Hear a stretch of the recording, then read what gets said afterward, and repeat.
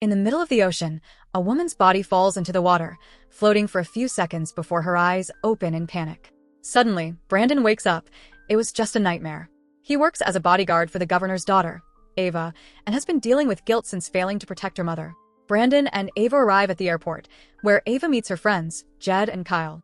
They're going on a trip together, and the boys aren't happy Brandon is coming too, but Ava explains her father wouldn't have let her go without security. Once they board the plane, Ava and the guys sit in the back for privacy. She can't help but notice how strange it is for a flight to have so few passengers. Shortly after takeoff, the plane shakes a little, but it's considered normal. Moments later, it starts shaking again, and the engine heats up. The pilot informs the passengers they accidentally hit some birds, and there's nothing to worry about. However, the turbulence worsens, and suddenly, one of the engines catches fire. A piece of the engine breaks off, slamming into the side of the plane and killing a passenger. The impact creates a crack in the wall, causing a sudden pressure drop. Everything inside starts flying around. A flight attendant attempts to help someone hanging on, but they both end up falling. With most of the passengers gone, the plane plummets at high speed and crashes into the ocean. Water immediately floods the cabin. The plane sinks for a few minutes before coming to a stop, wedged against the seabed. Fortunately, because of the way it stuck, an air pocket forms at the back, allowing Ava, her friends, and flight attendant Danilo to survive. Suddenly, Brandon emerges, bringing Rosa and her grandmother, Marty, to the safe area.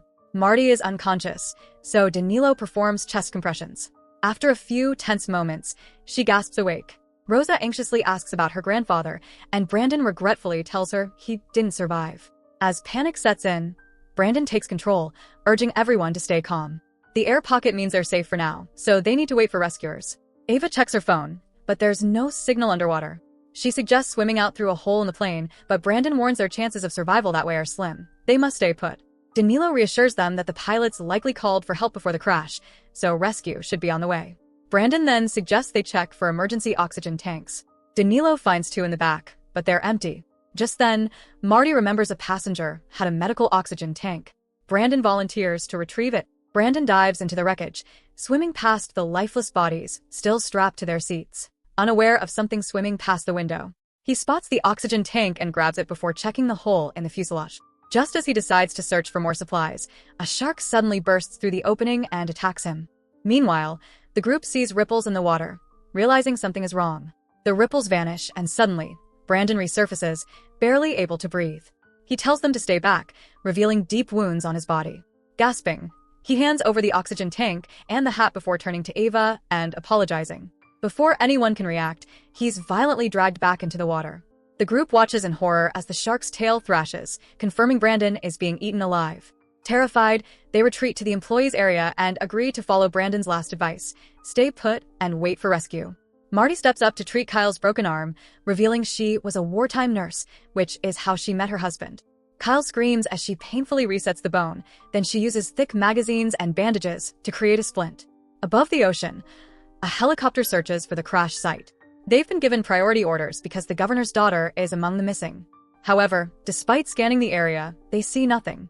Back inside the wreckage, the survivors hear a deep creaking sound. The plane shifts slightly, warning them it could fall further at any moment. Jed begins to lose hope, while Danilo opens the oxygen tank Brandon retrieved. Then, they notice something disturbing. The water around them is turning red. The sickening noise confirms it. Sharks have entered the plane and are feasting on the bodies. The plane shakes again as the sharks swim past, bumping into debris. Rosa panics, but Ava reassures her they will be rescued. Meanwhile, above the ocean, the helicopter continues its search. But time is running out, the fuel is running low, and they still haven't found anything. The group keeps track of the water level and estimates they have about 3 to 4 hours before it reaches the back. However, they keep hearing the metal creaking and notice water leaking from the ceiling, making it uncertain if the plane will hold up that long. Suddenly, the plane shifts, sliding down for several minutes, dislodging rocks as it moves until it gets stuck again. Thankfully, no one gets hurt, but the new angle causes the water level inside to rise even faster. Realizing the seabed isn't as stable as they thought, the group agrees they have no choice but to swim out. They need a way to distract the sharks. Rosa recalls learning in school that sharks don't like bubbles. The bigger problem, though, is holding their breath long enough. That's when Kyle remembers. Some passengers were traveling with scuba gear. Danilo explains that the equipment is in the baggage hold, which they can access through a hatch. However, the oxygen tanks are likely empty since they wouldn't have been allowed on the plane if they were full. Ava suggests that the rest of the scuba gear could still be useful, but Jed remains pessimistic.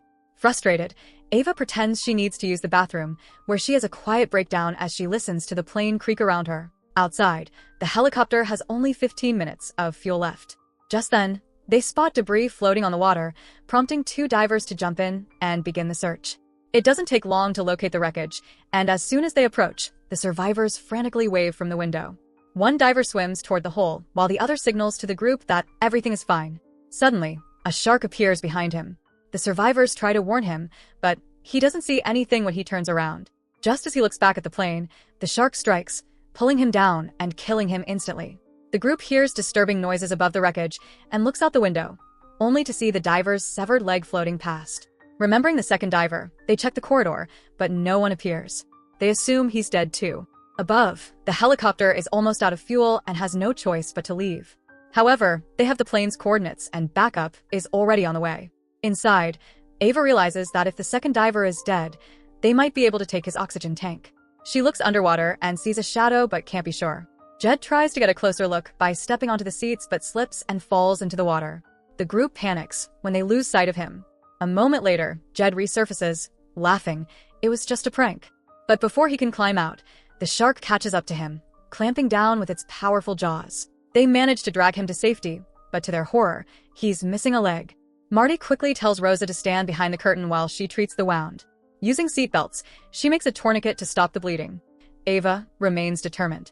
Without hesitation, she volunteers to search for the scuba equipment. Danilo opens the hatch, revealing the flooded baggage hold. Despite the risk, Ava dives in with a flare, scanning the area, unaware that something is swimming behind the bags. Eventually, she finds the scuba equipment, but just as she does, an octopus startles her, and the flare goes out. The others grow anxious when they see no more light, but soon, Ava resurfaces with the gear.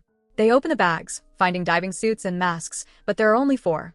Suddenly, they hear something hitting the plane and rush to the window. No divers are in sight, meaning it must have been a shark.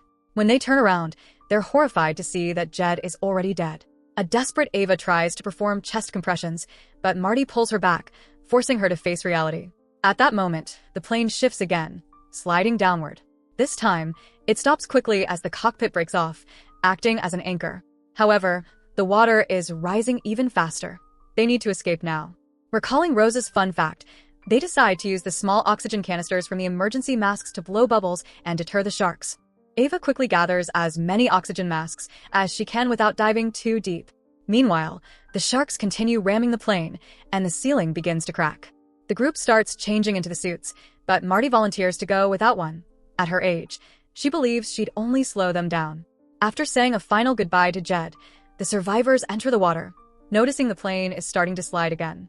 Suddenly, the cockpit detaches completely and plummets into the abyss, signaling that the rest of the plane will soon follow.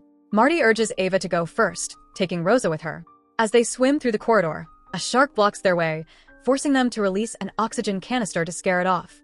Once the path is clear, they keep moving, and soon Kyle and Danilo follow. Marty watches them go as the water continues to rise, knowing she won't make it. Accepting her fate, she stays behind, waiting to reunite with her husband. Meanwhile, Kyle panics and swims back, trying to reach the last pocket of air. Danilo attempts to go after him, but a shark suddenly emerges from the baggage hold, devouring Kyle in seconds. Terrified, Danilo swims back to Ava and Rosa. They find the dead diver and take his oxygen tank to fill their lungs. Ava then sends Rosa and Danilo through the hole with the tank. Just as she's about to follow, a shark blocks her path.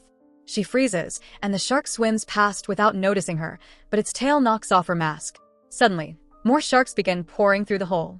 Ava quickly swims toward the front of the plane, but the wreckage starts sinking faster. The increasing water pressure makes it nearly impossible to move, but she grips the seats and pushes forward, barely escaping through the front hole just as the plane vanishes into the abyss.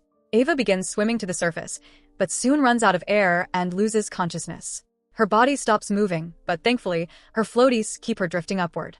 As soon as she reaches the surface, she gasps for air and wakes up. Panicking, she looks around but sees no sign of the others. Just then, helicopters arrive and pull her from the water. Danilo and Rosa have already been rescued. When Rosa asks about her grandmother, Ava solemnly delivers the heartbreaking news. As a final goodbye to her grandparents, Rosa throws her beloved plushie into the ocean before falling asleep in Ava's arms. So that's it. Hope you enjoy the story. Subscribe and press the bell icon for more videos.